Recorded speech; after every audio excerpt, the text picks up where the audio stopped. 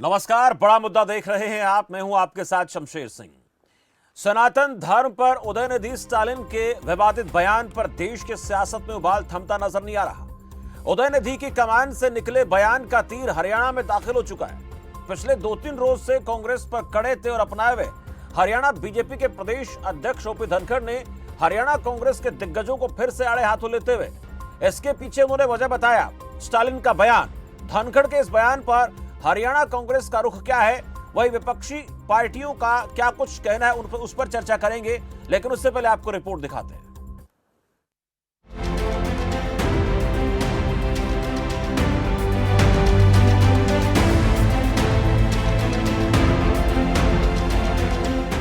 सनातन संस्कार, सरोकार, स्वीकार अस्वीकार पर जारी सियासी तकरार। तमिलनाडु के मुख्यमंत्री एम.के. स्टालिन के बेटे उदयनिधि स्टालिन ने सनातन धर्म को लेकर एक बयान दिया, जिससे विवाद बढ़ गया और सियासी पारा भी चढ़ गया। सियासी पारे के अंगारे हरियाणा में भी तपश बढ़ा रहे हैं। गुटबाजी के मुहाने पर अपनों से घिरी कांग्रेस को सनातन के अपमान के नाम पर बीजेपी भी खुलकर लपेटने का प्रयास कर रही है। इसी कड़ी में हरियाणा बीजेपी के प्रदेश अध्यक्ष ओम प्रकाश धनखड़ ने हरियाणा कांग्रेस के सभी दिग्गजों को निशाने पर लिया है कि 10 लोकसभा के अल्पकालीन विस्तार का अभियान चला हुआ है। अभी मैं फरीदाबाद में हूं। तो हरियाणा के सियासत में इस वक्त जो भूचाल आया हुआ है उसमें सीधा मसला यह है कि ओम प्रकाश धनखड़ की तरफ से कहा गया कि आर्टिकल 370 का जिक्र कर लें, अयोध्या में राम मंदिर का मसला हो, या फिर इसके साथ साथ सनातन धर्म को लेकर जो उदयनिधि की तरफ से बयान दिया गया, मामला ये हो। इन तमाम मसलों को लेकर जिस तरह से हरियाणा कांग्रेस की तरफ से बयान को लेकर उनसे पूछा गया है कि भाई उन्होंने इस मसले पर क्या अपना रुख स्पष्ट किया है, यह बहुत महत्वपूर्ण हो जाता है, क्योंकि बात जहां से उठी थी उसका असर धीरे धीरे करके हरियाणा की राजनीति पर भी देखने को मिल रहा है। आज इस पर चर्चा करने के लिए मेरे साथ मेहमानों का खास पैनल जुड़ेगा, उनसे बातचीत करेंगे और ये जानने का प्रयास करेंगे कि आखिर इस तमाम मसलों को लेकर हरियाणा कांग्रेस क्या कहती है और इसके साथ साथ अन्य विपक्षी पार्टियों का क्या कहना है। ये चर्चा रहेगी। इस चर्चा मेरे साथ मेहमानों का पैनल जुड़ेगा, उनसे बातचीत करेंगे। लेकिन जिस तरह से ये ओम प्रकाश धनखड़ की तरफ से बयान दिया गया, इस बयान को लेकर उनका यह कहना था कि हरियाणा कांग्रेस के उन दिग्गजों का क्या कहना है, उनकी तरफ से क्या इसको लेकर स्पष्ट किया गया है, ये सवाल बड़ा है। इस सवाल पर कांग्रेस का रुख क्या रहेगा, ये चर्चा का विषय है। लेकिन जैसे जैसे चुनाव नजदीक आ रहे हैं उस लिहाज से इस प्रकार के बयानों का खुमार अपने आप में असर दिखाएगा कि नहीं, यह सवाल बहुत महत्वपूर्ण हो जाता है। तो हरियाणा कांग्रेस के नेताओं की प्रतिक्रिया जानने का प्रयास करेंगे कि उनका इस पूरे प्रकरण को लेकर क्या कहना है। आगामी चुनावी बयार पर बीजेपी का सनातनी वार, ये आरोप जो लगाए गए पर कांग्रेस क्या कहती है। वार पर तकरार, क्या कांग्रेस इस वार से पार पा पाएगी और इसको लेकर हरियाणा की राजनीति में क्या इसका असर दिखेगा। मेरे साथ मेहमानों का एक पैनल इस वक्त जुड़ चुका है, परिचय आपसे कराता हूं। रामराज शर्मा मेरे साथ इस वक्त हैं, प्रवक्ता भारतीय जनता पार्टी से हैं। डॉक्टर टीना करमवीर कांग्रेस पार्टी प्रवक्ता मेरे साथ हैं। विनय यादव आम आदमी पार्टी प्रवक्ता हैं। विजेंद्र रेडू इनेलो पार्टी प्रवक्ता हैं। शंभू भद्र वरिष्ठ पत्रकार मेरे साथ हैं। आप पांचों का इस चर्चा में बहुत स्वागत है। मैं पहला सवाल डॉक्टर टीना करमवीर से ही करना चाहूंगा, क्योंकि सवाल पूछा गया है ओम प्रकाश धनखड़ बीजेपी प्रदेश अध्यक्ष की तरफ से। उन्होंने कहा कि सनातन धर्म को लेकर जो उदयनिधि की तरफ से बयान दिया गया उसको लेकर वो जानना चाह रहे थे कि इसको लेकर हरियाणा कांग्रेस इकाई का रुख क्या है। बड़े बड़े दिग्गजों को निशाने पर लिया, तमाम नेताओं को लेकर उनकी तरफ से कहा गया कि हरियाणा कांग्रेस इकाई के लोग इस पर क्या अपनी राय रखते हैं। डॉक्टर टीना करमवीर जी, देखिए, मैं एक बात कहना चाहती हूँ कि कांग्रेस पार्टी का स्पष्ट दृष्टिकोण है, सर्वधर्म सम्मान की बात करती है, सभी धर्मों का सम्मान करती है। और एक बात मैं कहना चाहती हूँ, देखिए, ये देश जो है इस भारत के संविधान से चलने वाला देश है। ये देश भारत के संविधान से चलेगा, ना कि जी। चलिए, संपर्क टूटा है, इसको लेकर अन्य विपक्षी पार्टियों से भी जरा बातचीत कर लेते हैं। मेरे साथ विजेंद्र रेडू हैं, इनेलो पार्टी प्रवक्ता हैं, उनसे भी जरा बात करेंगे। विजेंद्र रेडू साहब, जो इस वक्त भारतीय जनता पार्टी सनातन धर्म को लेकर जो बात कही है उदयनिधि की तरफ से, उसको लेकर कांग्रेस से सवाल पूछती है, लेकिन चलिए टीना जी मेरे साथ जुड़ गए। डॉक्टर टीना कर्मवीर, जरा अपनी बात पूरी करें। ठीक है। देखिए, मैंने कहा कि ये देश जो है भारत के संविधान से चलने वाला देश है जी। और हमारी जो पार्टी का दृष्टिकोण साफ तौर पर है, सभी धर्मों का सम्मान करती है। लेकिन मैं एक बात कहना चाहती हूँ, देखिए लगातार जो है कांग्रेस पार्टी का रुख पूछा जा रहा है, किस पर क्या है। हम एक बात कहना चाहते हैं कि देखिए उनका पर्सनली उनकी व्यक्तिगत टिप्पणी है जो कह रहे हैं, लेकिन हम लोग जो है हम सभी धर्मों का सम्मान करते हैं, क्योंकि हम नहीं चाहते, क्योंकि हमारी पार्टी का रुख जो है मैं आपको पहले स्पष्ट कर दूं। पर एक हर व्यक्ति के एक बात जो मैं कहना चाहती हूँ, देखिए अभिव्यक्ति की आजादी है, लेकिन मैं ये कहना चाहती हूँ जब एनडीए की सरकार थी तो डीएमके के साथ गठबंधन किसका था? ये सवाल महत्वपूर्ण है। क्यों ये महत्वपूर्ण है? जब भारतीय जनता पार्टी डीएमके के साथ गठबंधन करती है तो विचारधारा का क्या समर्थन करती है? क्योंकि लगातार पेरियार साहब को, अगर वो लोग माननीय मुख्यमंत्री प्रधानमंत्री साहब पेरियार की तारीफ कर चुके हैं, तो क्या ये सवाल उठता है कि डीएमके के साथ जब गठबंधन था भारतीय जनता पार्टी का, क्या उनके बयान से तब वो समर्थन करती है, या फिर जब उदयनिधि जो बोल रहे हैं उस बात का खंडन करती हैं? क्योंकि देखिए अपने आप में ये दोगला व्यवहार है। एक समय में जब आपको जब सत्ता चलानी थी तब आपने गठबंधन कर लिया, तब तो आप उनकी विचारधारा को सहमति प्रदान करते हैं। अचानक से आपको उनकी विचारधारा से इतनी दिक्कत होती है। मैं एक बात स्पष्ट कर दूं कि कांग्रेस पार्टी लगातार संविधान की बात करती है। संविधान इस देश की आत्मा संविधान में बसती है और ये देश संविधान के माध्यम से चलेगा। लगातार भारतीय जनता पार्टी संविधान पर अटैक कर रही है। महत्वपूर्ण ये है इस समय, और इस समय महत्वपूर्ण ये है कि जब G20 की मीटिंग होती है तो किसी भी व्यक्ति को, जो कि अब इनसे सवाल ये भी पूछा जाएगा कि क्यों दलित नेता को नहीं बुलाया जाता, दलित नेता को रात्रि भोजन में नहीं बुलाया जाता, लेकिन अपनी पार्टी को हमेशा डिफेंड करने की कोशिश करते हैं। इनकी पार्टियों में लगातार कमियां रही, इनके पार्टी के नेता न जाने कितने बयान दे रहे हैं, लेकिन अब चुनावी दौर है तो लगातार भारतीय जनता पार्टी इस तरीके की बातचीत कर रही है। लेकिन हम फिर ये कहना चाहते हैं कि हम संविधान को सर्वोपरि मानते हैं। इंडिया अलायंस जो है वो संविधान को सबसे ऊपर मानता है और संविधान के ही बदौलत ये देश चलेगा। और लगातार एक जो सबसे महत्वपूर्ण इस समय सवाल होना चाहिए कि महंगाई, बेरोजगारी, क्योंकि एक आम अगस्त का महीने में देखिए आप देखिए रिपोर्ट आई है कि 24% जो है थाली महंगी हो गई है। ये थाली किस व्यक्ति की? ये थाली अडानी अंबानी की नहीं हुई है, ये आम आदमी की थाली से इन्होंने भोजन छीन लिया है। और ये बहुत महत्वपूर्ण है कि एक व्यक्ति जो है, दो व्यक्ति जो है इस देश के अमीर होते जा रहे हैं, पूंजीपति वर्ग जो है लगातार अमीर हो रहा है और देश का जो गरीब तबका है वो और गरीब होता जा रहा है। इसके पीछे कारण क्या है? इसके पीछे भारतीय जनता पार्टी की साजिश है। लगातार इस प्रदेश के अंदर योजनाबद्ध तरीके से हरियाणा के अंदर बेरोजगारी बढ़ रही है। मुद्दा यहाँ पर ये है जी। वीर की तरफ से सवाल पूछा गया है, बातचीत हम करेंगे। तमाम राजनीतिक दलों के नेता मेरे साथ इस वक्त, माफी कीजिए, प्रवक्ता मेरे साथ हैं। विजेंद्र रेड्डी से बातचीत करेंगे, उसके बाद रामराज जी के पास भी जाएंगे। रेड्डी साहब, जो इस वक्त ये बयानबाजियां हो रही हैं बीजेपी की नेताओं की तरफ से, एक मसला जो है जिसको अब हथियार बनाने का प्रयास हो रहा है कि सनातन पर उदयनिधि की तरफ से बयान दिया गया, इसको लेकर कांग्रेस को कुछ कहना चाहिए, हरियाणा कांग्रेस को इसके ऊपर अपना बयान स्पष्ट करना चाहिए। डॉक्टर टीना कर्मवीर का साफ तौर पर कहना कि संविधान को हम स्वीकार करने वाले लोग हैं और जिस डीएमके को लेकर सवाल पूछा जा रहा है वो डीएमके एनडीए के साथ रही है, आज विचारधारा में क्या परिवर्तन आ गया, इस प्रकरण को लेकर क्या कुछ स्पष्ट करना चाहिए हरियाणा कांग्रेस को, या फिर इस पर बहुत ज्यादा चर्चा करने की जरूरत कांग्रेस को नजर नहीं आती? इन दलों का रुख क्या है? शमशेर सिंह जी, हिंदुस्तान सर्वधर्म का देश है, यहाँ सभी धर्मों का सम्मान किया जाता है। ये हमारे संविधान में भी स्पष्ट रूप से उल्लेखित है कि हम सर्वधर्म यानी धर्म निरपेक्ष हमारा राष्ट्र है, सभी धर्मों का हम बराबर का सम्मान करते हैं। और हर राजनीतिक दल को, हर सरकार को भी सभी धर्मों का सम्मान करना चाहिए। किसी विशेष धर्म के बारे में किसी भी नेता को, किसी भी दल को और किसी भी आम नागरिक को खिलाफ बोलने का, किसी धर्म का अपमान करने का न हमारा संविधान अधिकार देता है और न ही हमारा समाज अधिकार देता है। लेकिन फिर भी कुछ नेता केवल मात्र अपनी राजनीतिक रोटियां सेकने के लिए जब धर्म की आड़ लेकर के राजनीति करने लग जाते हैं, तो ये मैं मानता हूं देश के लिए अच्छी बात नहीं है।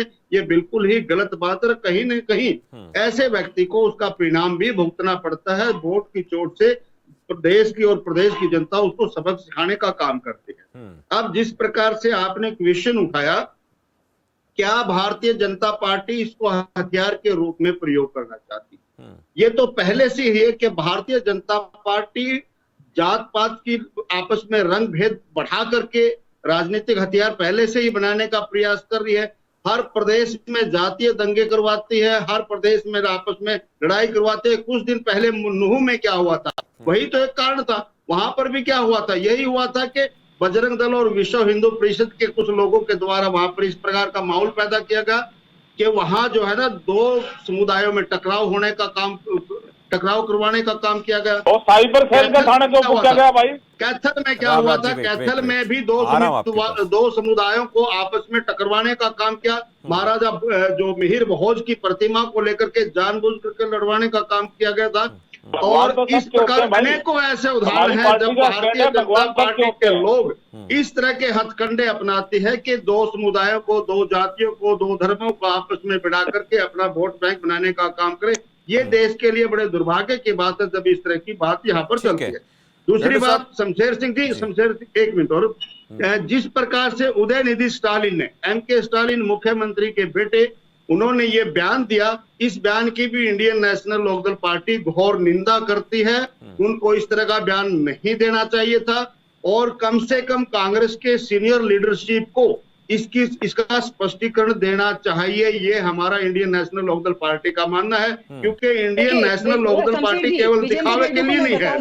इंडियन नेशनल लोकदल पार्टी जो है वो सर्वधर्म का सम्मान करने वाली पार्टी है। हमने हमेशा, हमारे तो मंत्री है वहां पर, उसका भी यही बयान है भाई। हमारे तो शमशेर सिंह जी को प्लीज रोके थोड़ा। इंडियन नेशनल लोकदल पार्टी तो जब ताऊ देवीलाल का जन्मदिन हम मनाते हैं, उनकी हम पुण्यतिथि मनाते हैं, वहां भी हम सर्वधर्म सम्मेलन करवाते हैं। सभी धर्मों के जो आचार्य हैं उनको बुला करके वहाँ पूजा अर्चना की जाती है। हम पार्टी के नेताओं से जरा बात करनी है। मैं अभी विनय यादव मेरे साथ आम आदमी पार्टी प्रवक्ता है, उनसे भी जरा बात कर लेते हैं इस पूरे घटनाक्रम को लेकर। देवीलाल जी का हम भी सम्मान करते हैं भाई। आ रहा हूँ रामराज जी आपके पास। विनय यादव से मैं जरा जान लेता हूँ, आम आदमी पार्टी प्रवक्ता इस पूरे मामले को लेकर क्या रुख स्पष्ट करते। देखिए, हम राष्ट्रीय स्तर के लेवल की आज चर्चा नहीं कर रहे हैं, आज हरियाणा की राजनीति को लेकर बात हो रही है, क्योंकि जिस स्टेट में आगामी विधानसभा चुनाव होंगे उस प्रकार के चुनाव में ऐसे मुद्दे कई बार जो है किसी के पक्ष में जाते हैं, किसी के विपक्ष में जाते हैं, किसी के खिलाफ जाते हैं, और कई बार ऐसा होता है कि इन चीज़ों का कोई असर दिखता नहीं है। वो तो प्रदेश की जनता तय करेगी, इसलिए आज हम चर्चा कर रहे हैं। विनय यादव, क्या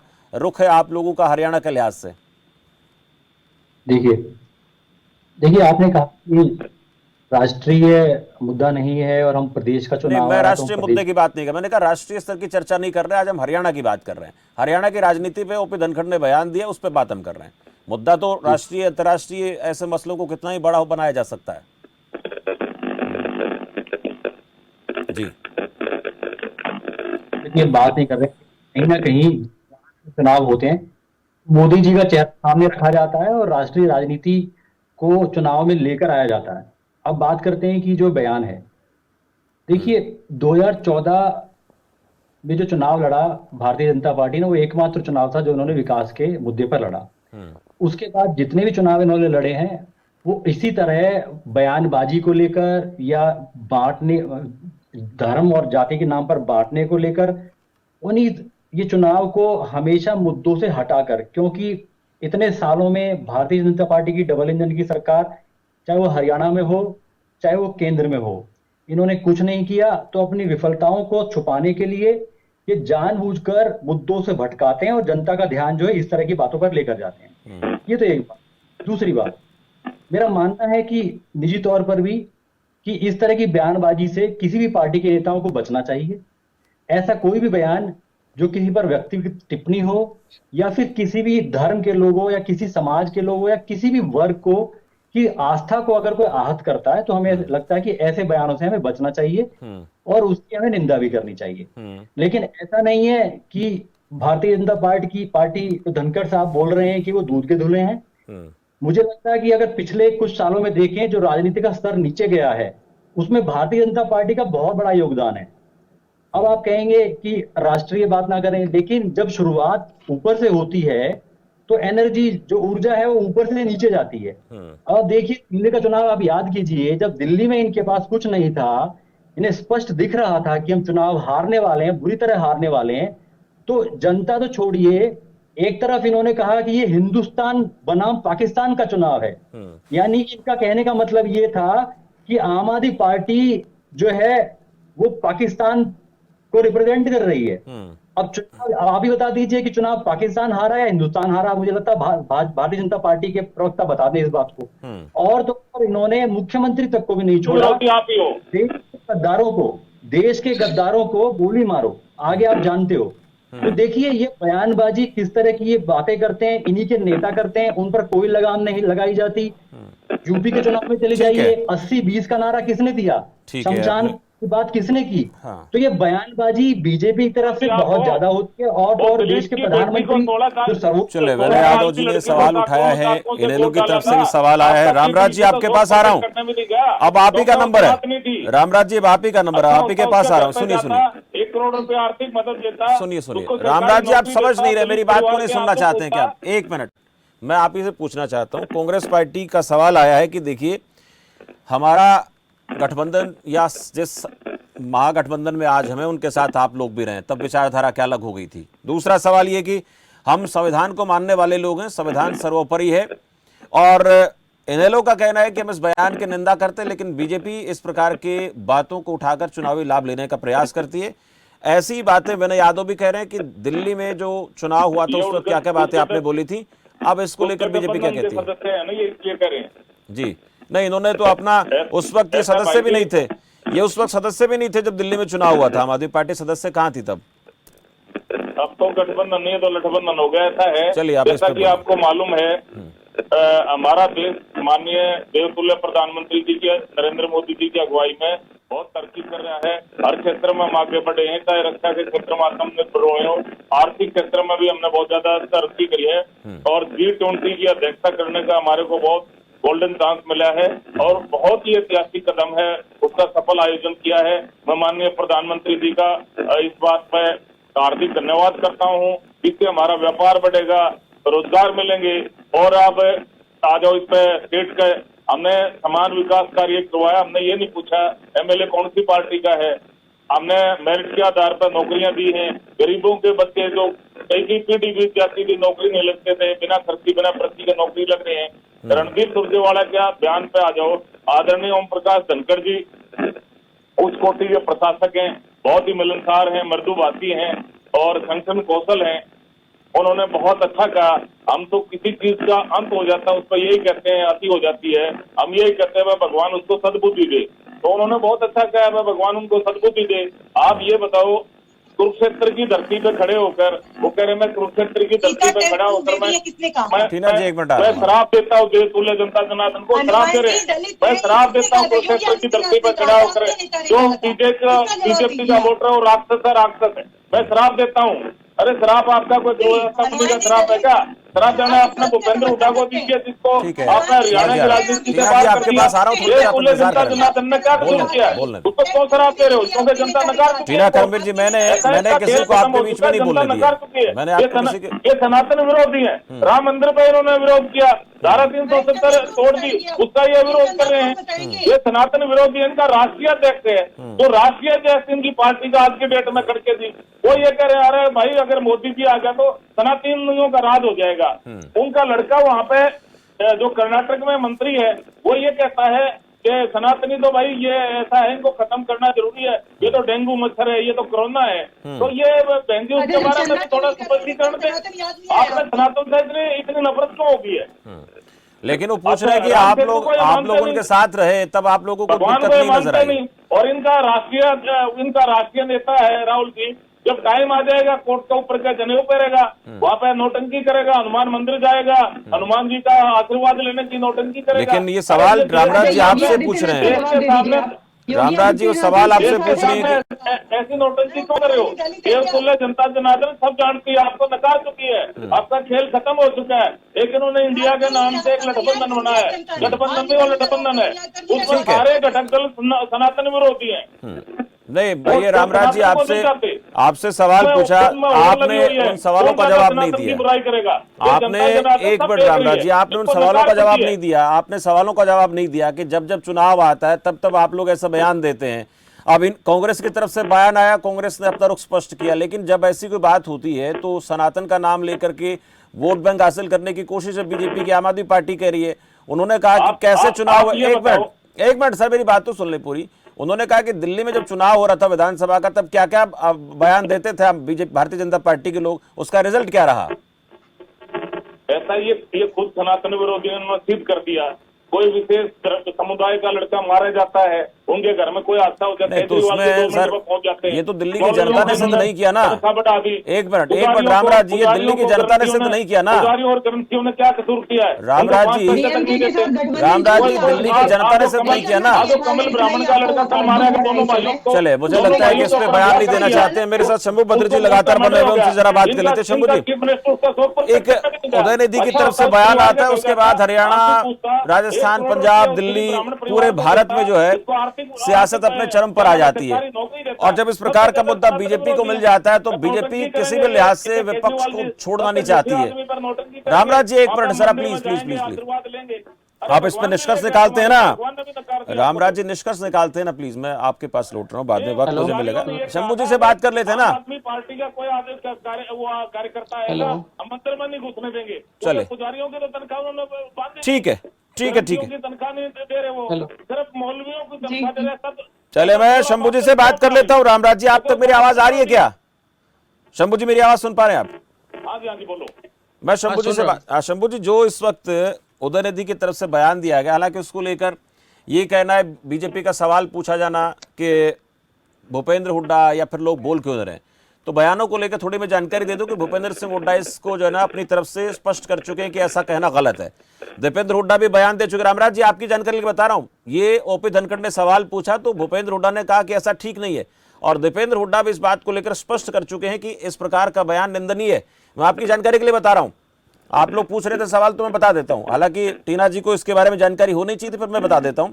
अब मैं शंभू जी से बात कर लेता हूं। को रोका था कि आप झूठा बयान मत दीजिए। ठीक है, कांग्रेस ने पहले अपना रुख स्पष्ट कर दिया। अब मैं शंभू जी से नहीं, आपको टीना जी मैंने सवाल किया तब आप उससे बता, ठीक है, लेकिन जो बात है, अब सुनिए, अब जो बात है वो साफ होनी चाहिए, किसने क्या कहा। सुनिए सुनिए, ये स्पष्ट होना चाहिए कि किसने क्या कहा, जानकारी किसी की तरफ से, मैंने जानकारी दे दी है। अब सवाल मैं शंभू जी से पूछना, शंभू जी, जो इस वक्त हरियाणा की राजनीति में इन बयानों को लेकर चर्चाएं तेज हैं, ये क्या इशारा कर रही हैं? देखिए, जो उदयनिधि स्टालिन ने बयान दिया, उसके अगले ही दिन कांग्रेस ने उसका खंडन पहले कर दिया कि इससे हमारा कोई नाता नहीं है और इस बयान से हमारी पार्टी का या कोई लेना देना नहीं है। बाद में जो नेता हैं, चाहे भूपेंद्र सिंह हुड्डा जी हैं या दीपेंद्र हैं या कोई और कांग्रेस नेता है, उन्हीं उसी लाइन को आगे बढ़ाया है, उसी बात को कि हमें उससे हमारा कोई लेना देना नहीं है और धर्म के प्रति हमारा कोई ये नहीं है। देखिए, बीजेपी हमेशा से धर्म की राजनीति करती रही है और वो आज से नहीं है, मतलब स्थापना के समय से ही आप देखेंगे तो राम मंदिर और तमाम धार्मिक इशू पे और हिंदुत्व पे राजनीति करती रही है देश में। और ये दोनों ही जो धर्म पे राजनीति है या हिंदुत्व पे राजनीति है, वो अनप्रोडक्टिव राजनीति है। उससे आप प्रोडक्टिव राजनीति प्रोडक्टिव नहीं कर सकते हैं। आस्था है, भावना है, बहुत बढ़िया है, लेकिन उससे देश का जो एक कल्याण की बात है, एक विकास की बात है, डेवलपमेंट की बात है, तो वो चीजें उससे कनेक्ट नहीं होता है। आस्था की राजनीति बीजेपी करती रही है और कांग्रेस ने उसको एक बार संजोग से इंडिया गठबंधन, एक नया गठबंधन है, गठबंधन के एक घटक दल के नेता ने बीजेपी को मौका दिया है कि जो पॉलिटिक्स को और आगे बढ़ाएं और ध्रुवीकरण की जो राजनीति है उसका फायदा सभी लेना चाहते हैं, तो उसमें बीजेपी भी शामिल है। बीजेपी की भी कोशिश है आगे, जैसे लोकसभा का चुनाव है, विधानसभा का चुनाव है, तो दोनों ही चुनाव प्रदेश में होना है।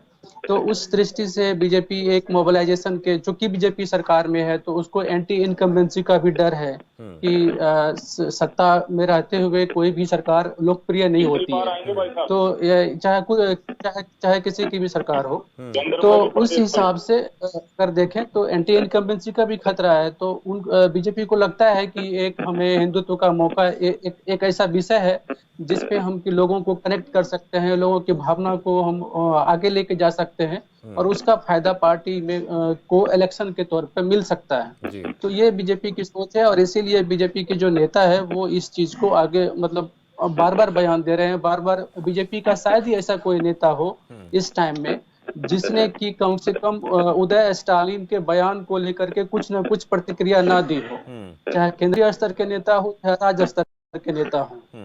लेकिन ये बात सही है कि इसको इतना तूल देने की जरूरत नहीं थी। ठीक है, एक नेता का ये पक्ष हो सकता है। हिंदू कोई भी धर्म है, चाहे हिंदू है, चाहे इस्लाम है, चाहे ईसाई है, हर एक धर्म में अच्छाई भी है, हर एक धर्म में कमियां भी है। और उसका आम आदमी अपने हिसाब से उसकी व्याख्या करते हैं, आम आदमी उसके हिसाब से उसको जस्टिफाई करता है, उसको मानता है, उसको नहीं मानता है। ये धार्मिक शंभू जी, व्यक्तिगत चीज और विषय है। सवाल इसमें, हरियाणा की सियासत पर इसका असर दिखेगा क्या? लगता है आपको कि इस प्रकार के बयान हरियाणा की राजनीति पर असर दिखा पाते हैं क्या? जो मुझे लगता है कि हरियाणा में जो अभी फिलहाल की जो राजनीति है, या पहले से भी आप राजनीति देखें तो धर्म के प्रति उतना कट्टर नहीं है। धार्मिक राजनीति जिस तरह से अभी हाल में यूपी में हुआ है, जिससे कुछ दिन पहले बिहार में देखा गया, कुछ दिन पहले जैसे महाराष्ट्र में होता है, गुजरात में होता है, उस तरह से हरियाणा में कोई कट्टर राजनीति इस तरह से नहीं होती है। हरियाणा की जनता समझदार है और काफी चीजें देखती है, सुनती है, और इस तरह से बहकावे में या किसी भावना में आकर के कोई काम, मुझे लगता है अब तक 10 साल से मैं ही देख रहा हूँ कि कोई भावना में आकर के कोई ऐसी घटना नहीं घटती है कि धर्म के नाम पे आप किसी को मारने चले जाते हैं। कुछ अभी जैसे नूह में घटना घटी या जाट आंदोलन के समय में घटना घटी, कुछ चीजें ऐसी हैं जिसको कि एक प्रायोजित तरीके से भड़काने की कोशिश की जाती है। कौन भड़काता है या कौन नहीं भड़काता है वो सब जानते हैं, लोग भी जानते हैं। और शायद इसीलिए आप देखेंगे कि हरियाणा में कोई दंगा नहीं होता है, कभी कोई दंगा नहीं हुआ है, कभी कोई धर्म के नाम पे कोई लड़ा नहीं है आपस में, जबकि सभी धर्म के लोग यहाँ रहते हैं। तो मुझे लगता नहीं है कि अगर बीजेपी कोशिश कर ही रही है तो बहुत फायदा होगा, क्योंकि ये गेम आप 10 साल से कर रहे हैं। तो अब लोग समझ चुके हैं कि यार ये बहुत हो गया। रामराज जी से सवाल लेते हैं। रामराज जी, कितना करेंगे? विपक्षी पार्टियां है, बेरोजगारी है, शंभू जी मेरे साथ जुड़ते हैं तो उस पे बात कीजिए। शंभू भद्र जी, तमाम मसलों को लेकर जब कुछ अच्छा होता है तो सरकार के पक्ष की बात करते हैं, कुछ खराब होता है तो विपक्ष की बात करते हैं। सुनिए एक मिनट रामराज जी, सुन तो लें। वो जब बात करते हैं ना, मैं कई चर्चा में जुड़ चुका हूं, जब कांग्रेस का कुछ गलत होता है तो कांग्रेस को भी खुलकर लपेटते हैं, और बीजेपी का कुछ गलत होता है तो बीजेपी को भी लपेटने में अपना पूरा योगदान देते हैं, भूमिका निभाते हैं। अब इस पूरे मामले पर उन्होंने साफ बातें रखी हैं कि हरियाणा के सियासत में इसका ज्यादा असर दिखेगा नहीं, जिस तरह से आप लोग बयान दे रहे हैं। रामराज जी, देखो, हरियाणा की जनता भगवान में विश्वास रखती है, और जो कुरुक्षेत्र की धरती पर ये खड़े होकर जनता जनार्दन को जो देव तुल्य है, जिनका आशीर्वाद हमारे ऊपर है और आगे भी रहेगा, तो वो उसको राक्षस कह रहे हैं, शराब देते हैं और कह रहे हैं कुरुक्षेत्र की धरती है। ये वही कुरुक्षेत्र है भाई साहब, जहाँ भगवान श्री कृष्ण जी ने गीता का उपदेश दिया था। और वहाँ खड़े होकर जिस कांग्रेस का राष्ट्रीय महामंत्री वो देवतुल्य जनता जनार्दन को राक्षस श्राप देता है, तो जनता सब कुछ देख रही है भाई, जनता आपको नकार चुकी है, आगे आपका खाता खुलने वाला नहीं है। बजरंग बली ने चढ़ाई थी ना आपके ऊपर गदा, आपकी कमर पे गदा चढ़ाई थी। इसलिए तो बात क्या रणदीप सुरजेवाला को इसलिए तो बता दिया। टीना जी को एक बार शांत कर, शंभू जी कुछ बोला। शमशेर जी, हाँ जी जी जी, शंभू जी बोलिए। मैं सिर्फ ये कहना चाह रहा हूँ कि जो कुरुक्षेत्र की बात कर रहे हैं, कुरुक्षेत्र में सड़कों की क्या स्थिति है, मोहल्लों की क्या स्थिति है, बिजली की क्या स्थिति है, पानी की, जिस ज्ञान की, जिस धर्म क्षेत्र की आप बात कर रहे हैं, उस शहर को आपने कितना बेहतर बनाया है। ठीक है, ये भी तो कहना चाहिए। रामराज जी, छोटा सा रिएक्शन चाहिए आपका। रामराज, छोटा सा रिएक्शन। हाँ जी, ऐतिहासिक विकास कार्य है भाई जी। चलिए ठीक है, मैं रोकना चाहूंगा आप सबको। बीजेपी को ऐसा लगता है कि विकास के कामकाज ऐतिहासिक हुए हैं, लेकिन जो इस वक्त सनातन धर्म को लेकर चर्चाएं हैं हरियाणा की राजनीति पे, उसको लेकर बीजेपी का अपना रुख है, कांग्रेस का अपना नजरिया है। आम आदमी पार्टी कहती है कि गलत बोला गया स्टालिन की तरफ से, इनेलो भी कहती है गलत बोला गया, इसका खंडन किया जाना चाहिए, हम खंडन करते हैं। कांग्रेस कहती है खंडन हम कर चुके हैं, लेकिन बीजेपी कहती है कि इनके साथ गठबंधन में। शंभू भद्र जी का कहना है कि हरियाणा की राजनीति में इस प्रकार की छवि इंगित करने का प्रयास किया जाता है, धर्म के आधार पर चीजों को अपनी तरफ खींचने का या बांटने की कोशिश होती है, तो ऐसा दिखता नहीं है। पहले भी कभी होता नहीं है, लेकिन कई बार होता है कि जब इस प्रकार के बयान दिए जाते हैं और कुछ ऐसी बड़ी बात कोई नेता बोल देता है, जैसे कि सुरजेवाला की तरफ से बयान सामने आया था, वो बयान कहीं ना कहीं गलत दिया गया, बाद में उसका खंडन उनकी तरफ से नहीं किया गया। लेकिन ऐसी स्थिति में जब कोई नेता इस प्रकार का बयान देता है तो जो लोग उनके साथ हैं, उस पार्टी के हैं, उन्हें स्पष्ट तौर पर अपनी राय जरूर रखनी चाहिए, नहीं तो फिर ऐसे सवाल उठते रहेंगे और उसके बाद स्थितियां किसके खिलाफ किस पक्ष में जाती हैं उसके बारे में कुछ कह नहीं सकते, क्योंकि जनता ही जनार्दन है। फिलहाल मेरे साथ चर्चा में इतना ही। देखते रहे खबर फास्ट। नमस्कार।